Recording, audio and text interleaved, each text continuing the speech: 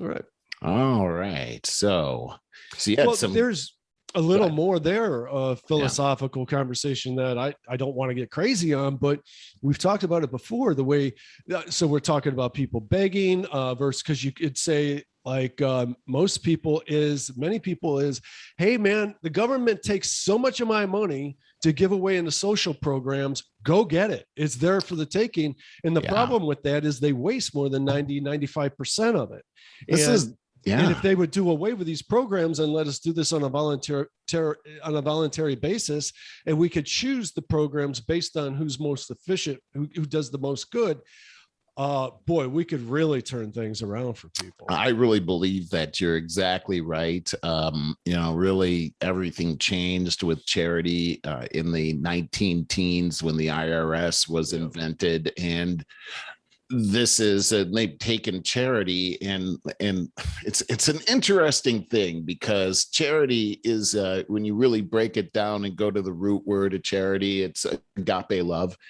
And the government can't have agape love, like the self-sacrificing. It's not, that's not really charity. They call it that, but They fake it. It's not. And then you look at all the corruption around government charity, and where is that money really going? I mean, out here in California, we have this whole thing for the homeless, and we're paying a lot of money to help the homeless, but the result has been a lot more homeless people. It's always going to be the result. So where does the money go? Like somebody's getting rich on this, and there's absolute corruption in this. And this is where, it's really hurt our country as far as how charity happens. And when we're forced to pay our taxes because we don't have a choice, right? That's not charity. I mean, it's not charity. Right. I totally agree with what you're saying here, and we have a huge problem. And I hate to say it, but the woman who was so ugly in that story, she was ugly in what she was saying and how she was saying it. Demeanor. Yeah. And at the same time, I do believe in the old adage that you give a man a fish and he can eat for a day, and you teach a man to fish and he's set for life. And so we need to really change our philosophy. I think that woman that gave the water, she's got a precious heart. I'm not criticizing her in any way. I'm just saying that we've got to change our philosophy about these problems and help people to help themselves. You hit on it a couple of minutes ago, where you said that government is not a self-sacrificing institution by any, and so don't expect it to be. Right. Right. How about if we let government provide leeway for private institutions, nonprofits to handle those things? There you go. Right. That's exactly what should be happening. Too big. How about this one? Along the same lines, there's a real ethical thing here. Recent headline: Apple says it will reject any government demands to use new child sexual abuse image detection system for surveillance. Okay, so let me just explain that. So the government wants to demand that Apple survey people's photos in their phone because they're looking for child sex abuse images. Sounds like something we should do, right? Mm-mm. Yeah, it's funny that you went right there. I got a few bullet points. Okay. Apple on Monday defended its new system that will scan iCloud for illegal child sexual abuse images called CSAM.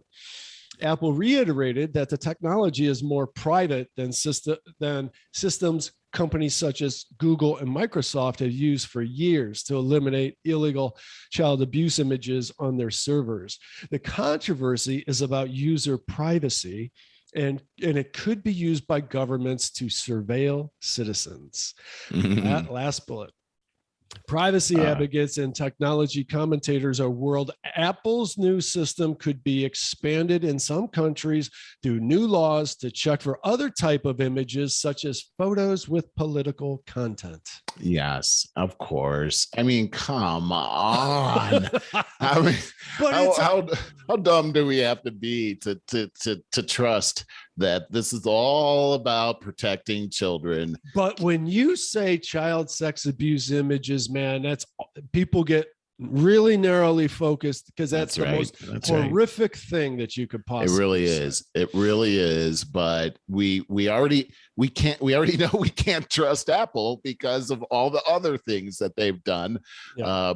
And let's just think about this. Apple is manufacturing devices in China, and we know that they're using the Uyghur population as slave labor to produce these things. Yeah. So what would give us an idea that they care about child abuse? But this is a little bit backwards, to tell you the truth, Merle. Because Apple is saying that it has all by ourselves, we have better image detection and surveillance, self-surveillance stuff than you guys know.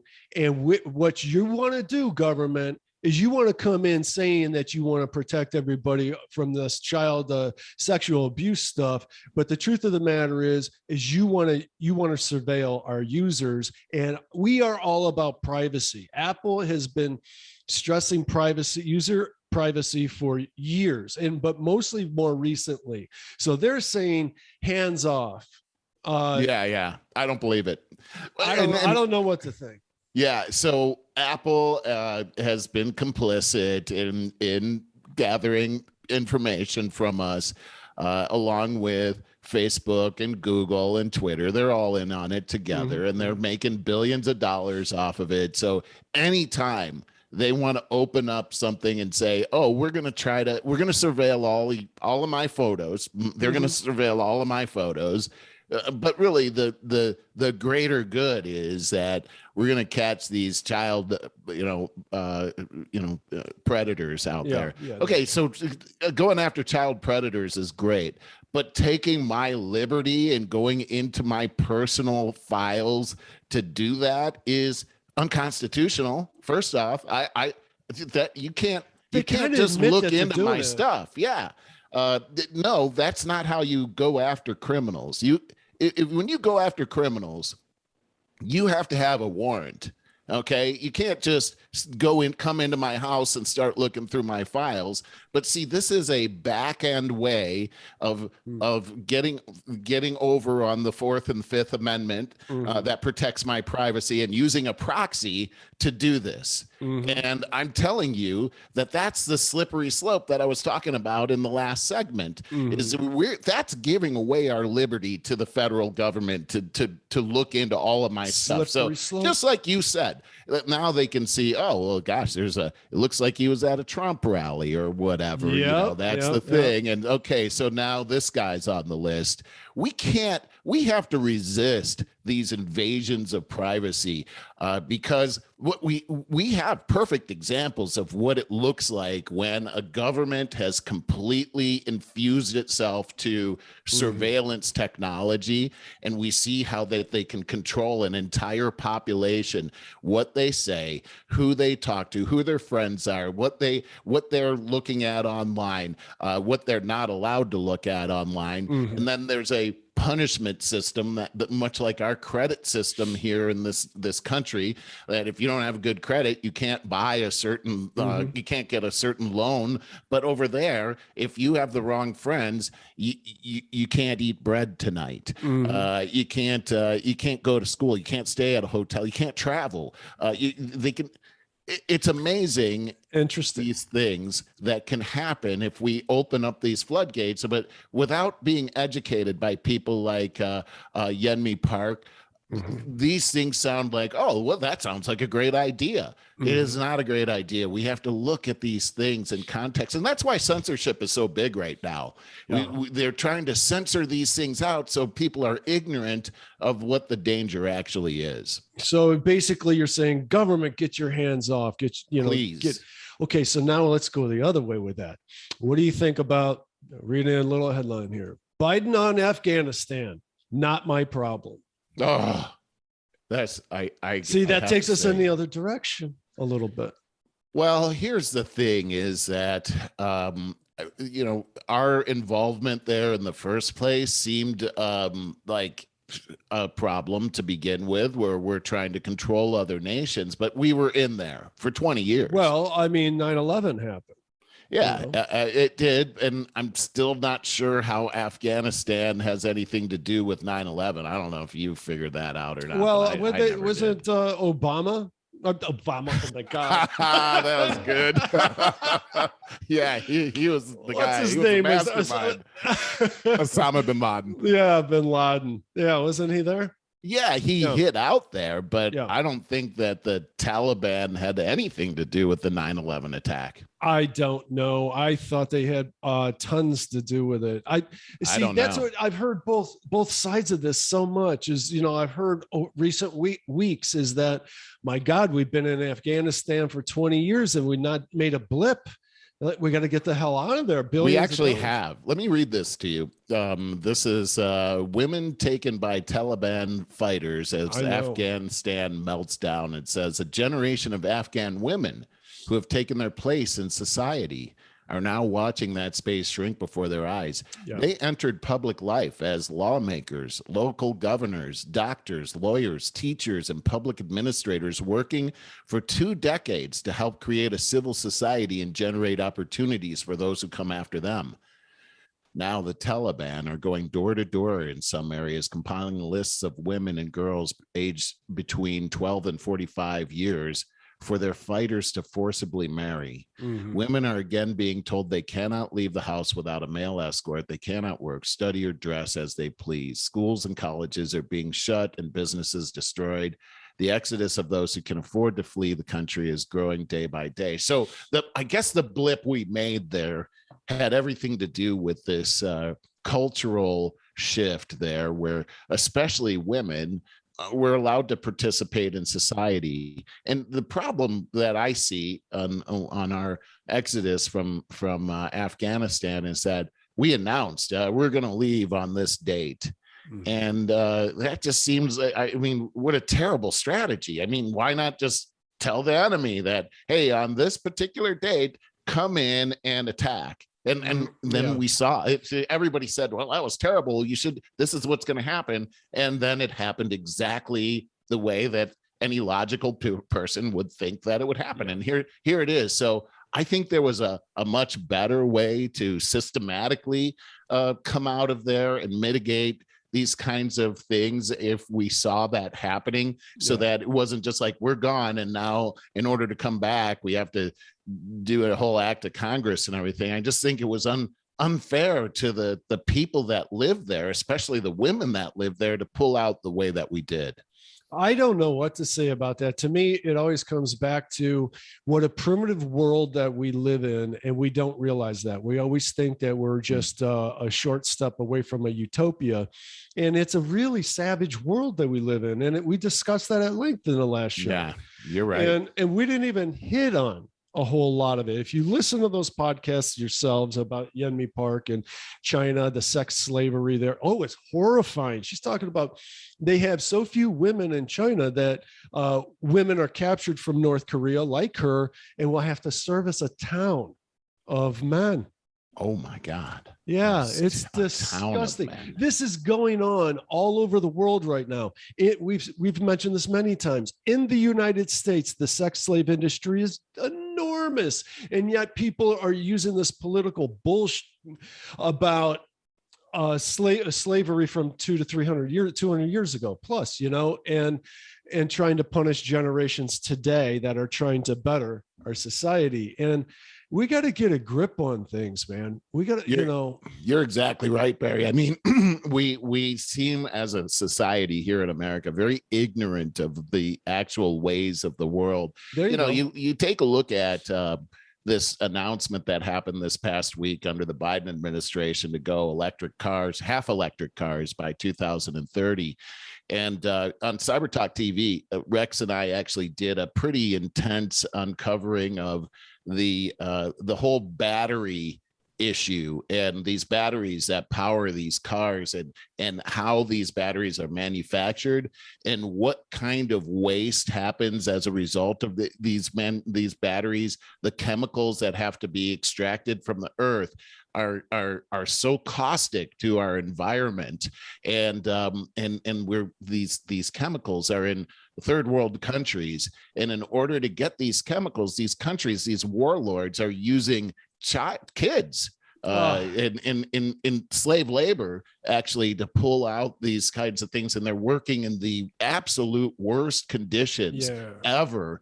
And really, America going down this road in the name of the Green Initiative completely turns a blind eye to the human rights issues and the slavery that's happening all around the world right now. I'm afraid that if we go down that path this quickly without realizing the repercussions of this whole thing, we could easily become the world's largest state sponsor of slavery.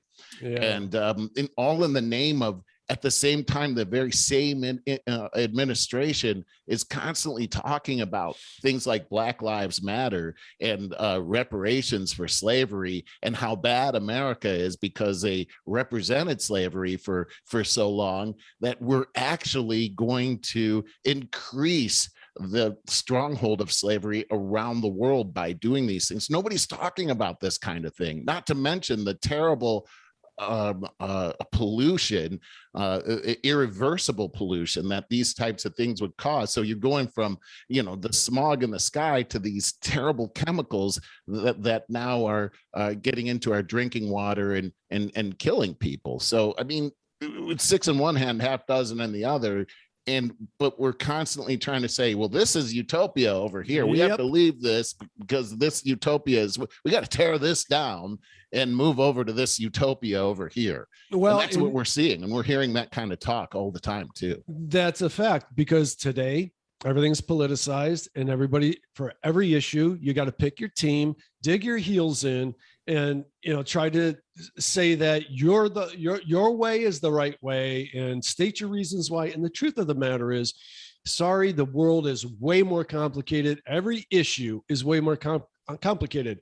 Whether we invade Afghanistan 20 years ago or not, whether we leave Afghanistan or not, whether we try to affect these countries like Iran, and we know how that went as well. It's complicated. Go ahead, pick your side, and depending on what news outlet you like to watch, get your talking points issued. This is the problem. There are no easy answers to anything. But even if you're talking about electric cars and what we should do about that, and how it everything has its tentacles into other countries, and what is going on there. Well, I guess the most that we can hope is that if we can keep corruption to a minimum and slowly raise the consciousness of everybody, that the world is going to get to be a better and better place. And it is now more than it was 20 years ago. It certainly is a better place now than it was 50 years ago, 200 years ago. It is, but it's not perfect, and it's not going to be perfect anytime soon. So we have to take moderation into these things that we discuss and look at all sides of it and decide what does the most good with the least amount of damage. And that's a tough conversation. Well, you're really pointing out the real problem is that we've shut down any kind of debate, any kind of real open-minded debate. Yeah, because we get emotional. We do. And I think I really see it as, we watched that movie, The Social Dilemma, and I read that book by Josh Hawley. And as you take a look at what's happened with big tech and how they've used these algorithms to drive us into these echo chambers, as you were just bringing up, so that now we're just outraged. You can't even tell. If somebody has an opposing view, they're going to say some kind of trigger word. You're going to be outraged. You're going to say some kind of trigger word. They're going to be outraged. Yeah, if you fall for it. But see, this is a thing that I think we have to be very aware of, is that we have all been duped by that machine. And we all have to take a look in the mirror and say, what areas have I fallen into where I'm in an echo chamber and I'm just saying what these people are saying? That I think that is a matter of supreme maturity. If you can take a look in the mirror and see that. And I'm working on that, because I know that that's happening. This show is helping me to work on that because we challenge each other in that way, Barry. And I think that's extremely important. I mean, this gets back to what Madison said about what's great about America is we sit down and we reason things. We can have different opinions, but this society that we live in right now is shunning dissent. And when somebody dissents, it's as if they're being unpatriotic. And I think that's extremely dangerous to our country and our way of life. I think we should honor people that come and say, well, I got a different outlook on this, and let's listen to them. Be curious. And see, well, just like the scientific method, right? Let me test my hypothesis on what this guy is saying, and never have it one and done. I'm constantly looking at different history books and reading history books and different people's point of views so that I can use my own mind and my own heart to decide on what it is. I completely agree with you, Barry, that we should be not so myopic on, oh, that's my news channel and always listening to that as that's the gospel, because that's exactly how we fall into the propaganda hole. And that's what's happening to us right now. And, pat ourselves on the back for a minute that we have been unearthing this as we've gone along on this show, and have really been peeling back the layers of this onion and realizing how, of course, mainstream media has been manipulating us in choosing the sides, how China has infiltrated mainstream media and our educational system. And the only way we're going to get through this is if we take personal responsibility and take a look at all sides and make some good informed decisions, as you said. And I'm going to say, Merle, if you want to believe in the science, I like that mantra, then to what you just said a second ago, then use the scientific principle and say, how did you arrive at that? And let me see if I can reproduce that and poke holes in it. And if I can't, then I'm all in on what you're saying. That's how you believe in science. That's exactly right. That's exactly right. And you and I have had some side conversations on that as well offline, and I just think it's great. Hey, you mentioned the educational system, Barry, and here's something that was in the news this week. Atlanta mother shocked to discover school segregates children by race. We're seeing this kind of stuff happen right now. I've seen actually several stories like this over the past couple of weeks. This one's interesting. The story explains the decision was made by Black elementary school principal Sharon Briscoe.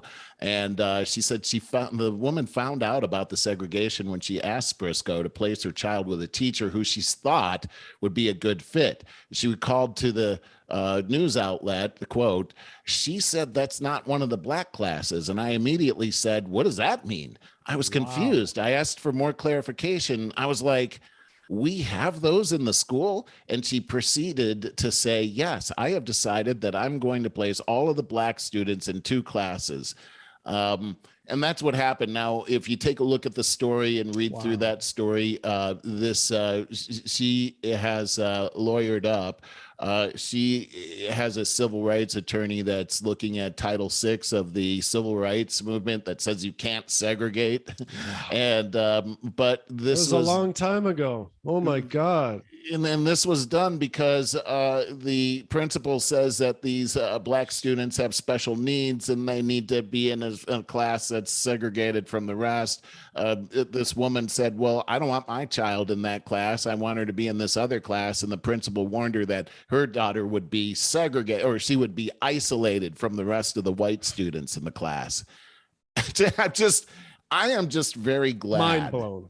That what we're seeing is, and I'm really proud of this actually, is so many of these parents are standing up and saying, we've had enough of this. And they're coming down and they're talking to the school boards, and they're coming en masse, and they're putting these things out there. I was watching one yesterday, a clip of a guy that was talking about this critical race theory and what it's doing to these kids. And he was talking to the school board. And while he was talking, you could see the faces of the people in the that were a part of the school board. Mm-hmm. They couldn't have looked more uninterested if they were at the Bureau of Motor Vehicles. Oh my God. It's like they don't care. They're arrogant. I've seen a lot of these clips. They're so arrogant because they know better than their own parents. It's disgusting. It is pretty crazy. Here's another one that says that this is I'm pulling up the article right now. This is a stay-at-home mom sued by nation's largest teacher union after investigating CRT. So she says, I just got served with a lawsuit from the teachers union. It is the union this is the largest one, National Education Association of Rhode Island. The National Education Association is the biggest teacher union out there, and they are Marxist. Oh yeah, big time, and they have a stranglehold on our country. So this person actually went to her school, and she wanted to know, are you teaching any kind of critical race theory to my kid? And she got the cold shoulder. They finally came after her in a lawsuit. First, they charged her $74,000 to fulfill a public records request filed by the Goldwater Institute on her behalf. And then the NEA, the union, she says it's so determined to push its political agenda that they are willing to expose themselves in a court of law for who they really are. An association of bullies eager to challenge a stay-at-home mom who simply wanted to know what her daughter would be taught. The lawsuit wouldn't deter me from asking questions, and I encourage all parents to do the same. These people are courageous. I was thinking the same thing. They're standing. This is the classic David and Goliath kind of thing. These are ginormous bullies that are telling this stay-at-home mom to mind her own business and don't mess with a mom. Business. You don't have any business knowing what we're teaching your kid, and that is disgusting. Tell you what, man. You get moms together and you get Mothers Against Drug Driving, and look at the legislation that they passed. I'm telling you, the awareness, if the awareness spreads amongst moms all the way across America, ones that aren't totally indoctrinated, and there's a lot of that. There's a lot of them that want them taught critical race theory, but the ones that understand the racism behind it, that truly understand the harm that it's doing, the anxiety that causes their kids, boy, that maternal instinct can cause some savagery to come out in some of these court hearings. I'm also seeing that there are people that work for these school systems that are saying, I've just had enough of this. I cannot do this to the kids. I saw a very passionate woman who was standing there saying that she just can't take this anymore, and pushing this on the kids, and the things you're making me tell these kids don't line up with my own morals, and so I have to step down. I'm seeing that. I'm also seeing where kids are standing up in front of the boards, and white kids in particular, and they're saying, look, you have turned this whole school system against me. I'm ostracized. People are yelling terrible things at me. They're saying that I'm a bigot, and they're not including me in things in school, and you're damaging me. You're hurting. Every day I wake up and I cry before I have to go to school because you're making it seem like I'm responsible for all of the world's problems for minorities in America. You're making me a hated person. And that is exactly what's happening. Not to mention these mask mandates for kids that are in school. And I'm seeing where, okay, you have to wear a mask. If you haven't, I just see where the mask is being used, not so much as a safety tool, but as a separator. I'd be careful with what you're saying now, because there's so many things we can be getting deplatformed now. That issue for one. And then even, you know what, I'm thinking, what's going to happen? Critical race theory. We're going to be flagged for that in about 2 weeks, and we have that throughout how many podcasts? Yeah. Well, here's what's going to happen is the more that we tell the truth, Barry, the more that we're going to be subject to the censorship rules, and eventually, if this keeps going the way that it's going, we won't be allowed to do our podcast because we can't actually tell the truth. And I'm not interested in carrying the party line all the time. I understand being careful, but there's going to come a day where we just can't actually share our opinion. Yeah, if things keep going like this, something has to break one way or the other. And right. Again, it's just a reason. Please sign up for our email list at over50startingover.com, because we will find another platform when we need to. And if you sign up for the podcast, such as like Apple Podcasts, I don't think that they don't seem to be censoring. So I think it'd be a long ways away. Well, and if you take a look, I mean, it's not just us. This is a very big deal. Here's Rand Paul saying, I'm not sure when the YouTube became an arm of the government. He was talking about masks from he's a physician. Mm-hmm. He's an eye surgeon. And so we've seen other professors get deplatformed. Yeah. And recently. So he actually got taken down for a week here, or removed, suspended the account for 7 days. Mm-hmm. Yep. So with a warning, I'm sure he got his warning to be permanently deplatformed, as we did. Of course. And so we're in the Rand Paul club, and mm-hmm. Probably just another trigger word there. Yeah, probably. I mean, pretty soon all we're going to be able to say is AEIOU. Right. That's it, and then they. That'll be it. So it's quite a world we're living in. It's remember that Girls Gone Wild. I mean, this is World Gone Wild. I mean, this is where we live now. We have not seen anything like this. So I'm glad we still can say what the truth is. We got to raise awareness, and it is happening. Again, when you got Jordan Petersons and Joe Rogans and like people, and I watch a lot of YouTube videos and podcasts, listen to those podcasts, and man, it is spreading. The awareness is spreading, but it has to happen at an exponential rate. It really does. Hey, Barry, I want to get to this before we adjourn, but Cuomo and his resignation, I wanted to get your take on that. Well, I mean, I don't know. I don't have any strong feelings about it, other than the smoke screen that takes away from the whole nursing home scandal. And that's more important to me by far. Yeah. And I don't mean, we're talking about so-called sexual harassment where I heard he grabbed a boob. I mean, that's terrible. It's terrible. All his hugging and kissing because I'm Italian. Well, that's been accepted for a long time, but it doesn't sound like, it's nowhere near what the nursing home scandal is, in my opinion. I totally agree with you. Yeah. I think it's weird that was the reason that he got brought down, rather than the nursing home thing or some of the other things that he's actually done. I do think that it sets. I find it odd that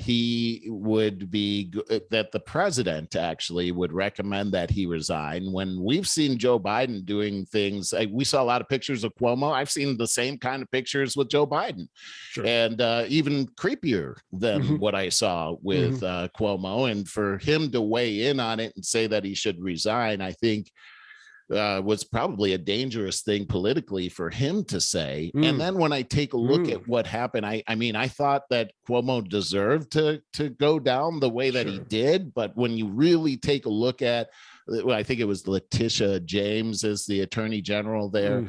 She's actually gunning for that job. That's how Cuomo got the job. He was the attorney general and went after the previous governor, and he became the governor. It's the same thing. There's such corruption in New York politics. There's been a long history of that.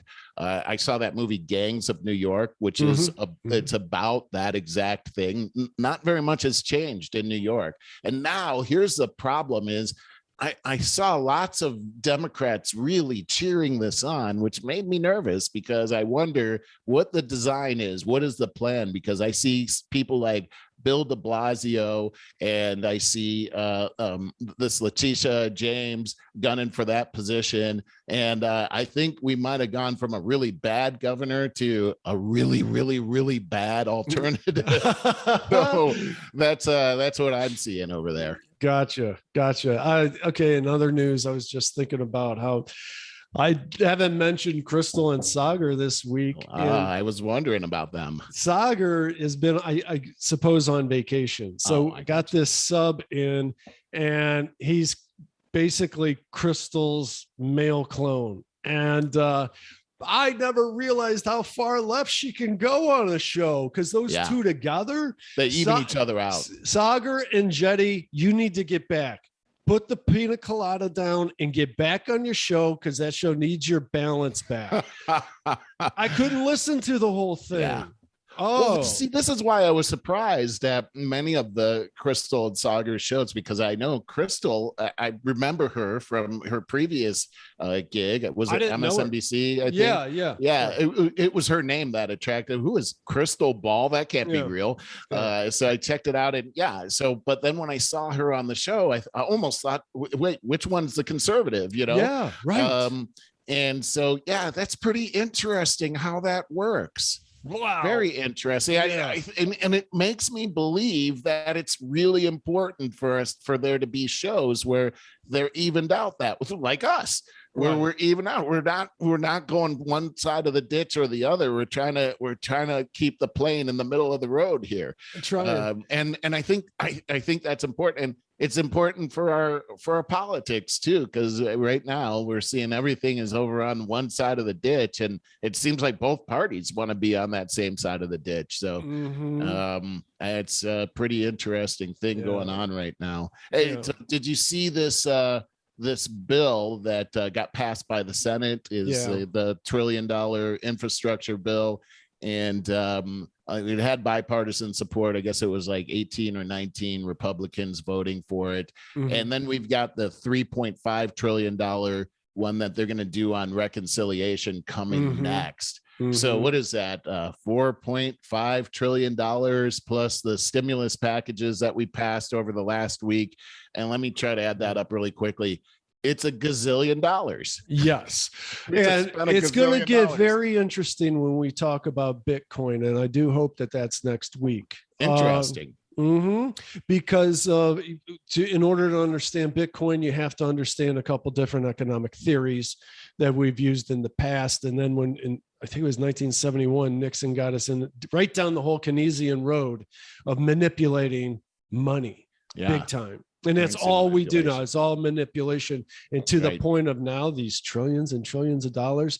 Well, Bitcoin, the theory. You're exactly right. Should be able to right that ship. That really. Well, it's going to be a lot of philosophical conversation is what it's going to be. You're exactly right. I mean, we moved away from the gold standard and the silver standard. I mean, we had those gold reserves to back up our money.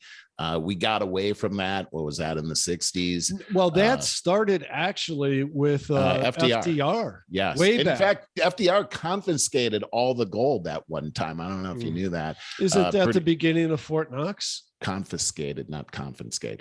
I thought you said confiscated. Yeah. Right. He confiscated all the gold.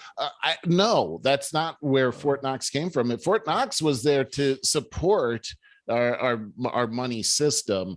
He blew that out of the water using the gold, but he needed the gold to finance the war. That's really what happened, and he blew up our money system right there so that we could start printing money that actually wasn't backed by gold. So now our economy, rather than being based on actual wealth, it's now based on the perception of actual wealth. Well, let's just say that Nixon in 1971 blew the doors off of that.